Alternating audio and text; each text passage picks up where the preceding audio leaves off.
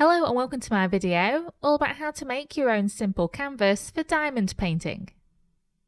If you don't know what diamond painting is, it's a very relaxing craft where you make an image out of little plastic gems. And today I'm going to be showing you how to make a simple abstract pattern, but you can always use this same concept to make a more complicated design.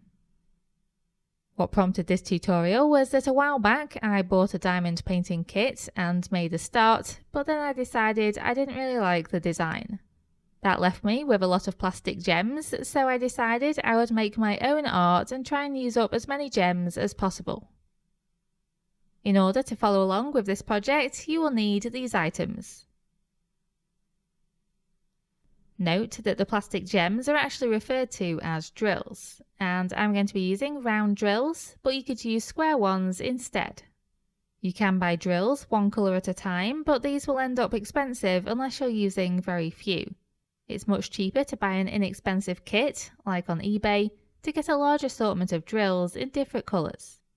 Just make sure you choose a kit that uses the colours you want to use for your own artwork. And another advantage of a kit is that it's likely to include a diamond painting tool and tray as well. If you don't have any software like Photoshop or Photoshop Elements, there is likely some free software out there that you could use instead. Or you could in fact draw out your own grid and colour it in to skip using a computer altogether. You can search through copyright-free images online at Unsplash or Pexel or Pixabay, and I'm personally going to use an image from Unsplash. Just be aware though that drills are not tiny enough to pick up small details within photos unless you're making a very large canvas. Therefore, it's best to use a landscape or something with larger areas of colour as your guide. Colourwork knitting patterns are also a good idea for design ideas. Okay, so the first thing you need to do is calculate how large you want your artwork to be.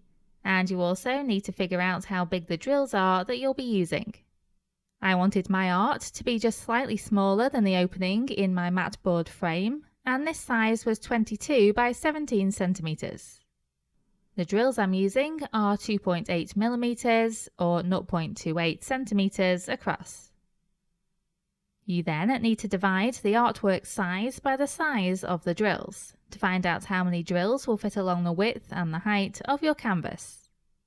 So 22 centimeters divided by 0.28 centimeters is 79, and 17 centimeters divided by 0.28 centimeters is 61. So my artwork will be 79 by 61 drills, which is over 4,800 drills altogether. Obviously at this point, just make sure you have enough drills to fill this size of canvas. Next, you need to use your software, such as Photoshop, to set up this size of canvas. In the previous step, I worked out that I wanted my art to be 79 drills wide and 61 drills high. I therefore needed to open a new custom document that's 79 pixels wide and 61 pixels high. To work out the resolution, in pixels per centimetre, since I'm working with centimetres, I divided the width in pixels by the width in centimetres. This is 79 divided by 22, which equals 3.59. I rounded this up to 3.6. I then coloured the entire canvas in a light colour so I could see the grid that outlines the pixels. I then made a new layer with a little sample of each colour of drill I had available in a column on the right. I just approximated the colours by eye, and this gave me a palette to work from. Then the next step is to copy and paste the image you're using for inspiration into this document.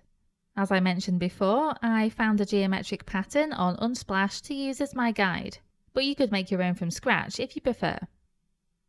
You'll need to open this image in your software and resize it so that it's at least as big as the size of your canvas. Also use the same resolution setting as before, which in my case was 3.6 pixels per centimetre. Rotate the image if necessary, then copy and paste it into your canvas document so that it's in a layer below the palette. And then the next step is to create your design. So in a new layer above your guide image, use the pencil tool set to 1 pixel in size to draw your design. I used the eyedropper tool to select the colour I wanted from my palette and then just drew the shapes freehand, using the image below as my guide. Mostly I just used solid blocks of colour, but also I put speckles of other colours in a couple of blocks for interest. Obviously you can make your design as complex as you wish. I personally didn't count how many drills I had available to make sure I had enough for each block. I just figured I'd amend the pattern as I went. But you can be a bit more exacting if you want. Then once you've finished your design, you'll need to print it out. To ensure that the outline around each pixel remained, I made sure that the image was at 100% on the screen, and then I took a screenshot. I copy and pasted this screenshot into a new document and printed it out, making sure it was at the correct physical size, which in my case was 22 by 17 centimeters. Then, to assemble the canvas, you need to first cut out a piece of contact paper that's at least 2 centimeters wider and longer than the opening of your frame.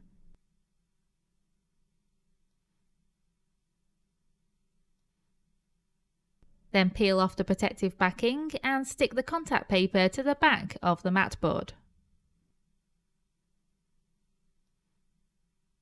Try and have the film as taut over the opening as possible so there aren't any wrinkles. It's a good idea to keep the protective backing for later so that you can cover over the contact paper and protect it from dust. Then use masking tape to attach the printed out pattern to the back of the board as well. Trim this paper down if necessary to make it a bit smaller than the frame.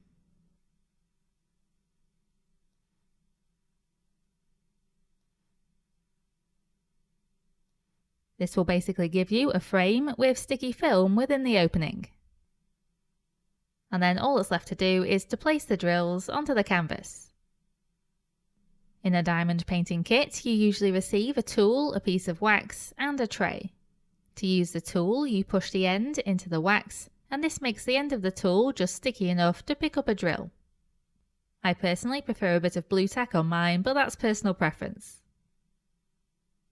All you then do is put some drills in the tray and carefully shake it from side to side to try and get a fair number of them with the flat side facing down.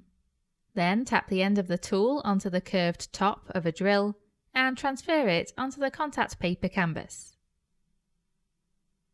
Note that you should try and keep your fingers, dust, hair and anything else off the contact paper to maintain the stickiness. It's best practice to cover the area you're not working on with plastic sheet that can peel off again easily. Also try and get the drills in the centre of each square pixel to make it easier to place all of the drills in the space. You can use tweezers to move the drills if you need to. I basically just repeated this process all across the canvas, and I worked colour by colour and block by block. I ran out of yellow and green before completing a block, as you can see here, so I tried to finish with neat lines and then I chose other colours to fill in the gap. As I mentioned, I didn't count how many drills I had, so I basically amended the pattern as I went. Also, you might notice that on the stripes, I ran out of black and white, so filled in with various shades of blue. And here you can see the result. As you can see, it differs a bit from the original image, but I personally think it was more fun to amend the pattern and the colours as I went. And then finally, for the last step, I brushed on a fairly thick layer of triple thick gloss glaze and left it to dry. Try and be gentle doing this so that you don't knock any of the drills out of place. This step is a good idea to do because it really helps the drills stick more securely and form into a single layer. And here you can see the final result. And that's it. I really hope you enjoyed this project and thank you very much for watching.